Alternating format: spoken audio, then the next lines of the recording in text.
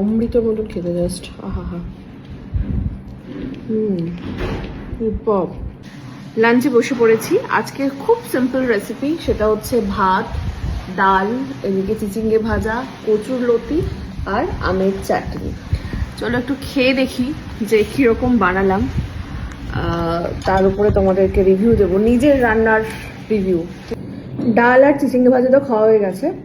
Mainly আমি যেটা স্বাদ মানে টেস্ট করবো বলে বসেছিলাম সেটা হচ্ছে কচুর লতিটা চিংড়ি মাছ দিয়ে। তো এটা জাস্ট আমি টেস্ট করে বলছি কেমন হয়েছে। কচুর লতিটা চলে যাচ্ছে বাদে, তার আগে অল্প একটু নিয়ে টেস্টটা করি। তোমাদের বাড়িতে আছে কি রান্না হলো কমেন্ট করে জানিও।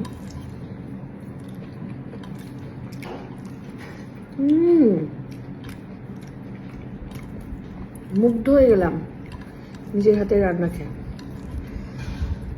অবশ্য সবাই বলে ভালোই রাঁধি, খুবই ভালো হয়েছে। তোমাদের আরেকটু লোক পাওয়ানোর জন্য আরো ক্লোজ করে দেখাচ্ছি। এই যে নেবে কচুর লতি, এই যে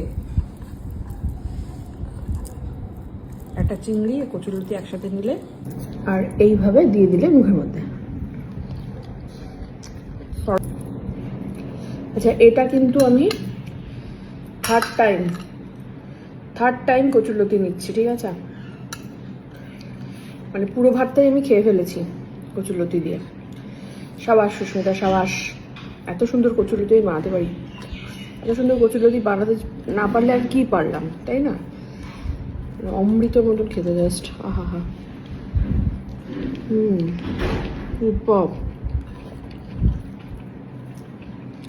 বাইরে ওখানে সমস্ত যাবতীয় জিনিস, চিংড়ি, কচুরলতি সবই মেরুকাটের। মানে ফ্রেশ জিনিসটাও জরুরি, মানে এত সুন্দর স্বাদ হতে গেলেও রসুন, পেঁয়াজ, লঙ্কা, হলুদ, তেল সবই মেরুকাট থেকে। কারণ পিওর ও ন্যাচারাল খাবার তার স্বাদ অ্যাকচুয়ালি আলাদাই হয়। তো সেটাই তার প্রমাণ যে পিওর জিনিসের একটা আলাদাই স্বাদ হয়। তোমরা চাইলে কিন্তু অর্ডার করতে পারো মেরুকাট থেকে। হ্যাঁ, শেষ হচ্ছে খাওয়াটা এরকম আমের চাটনি দিয়ে, টক মিষ্টি চাটনি, অসাধারণ।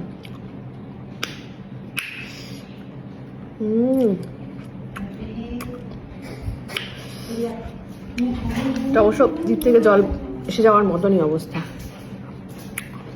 সুপার। টাটা।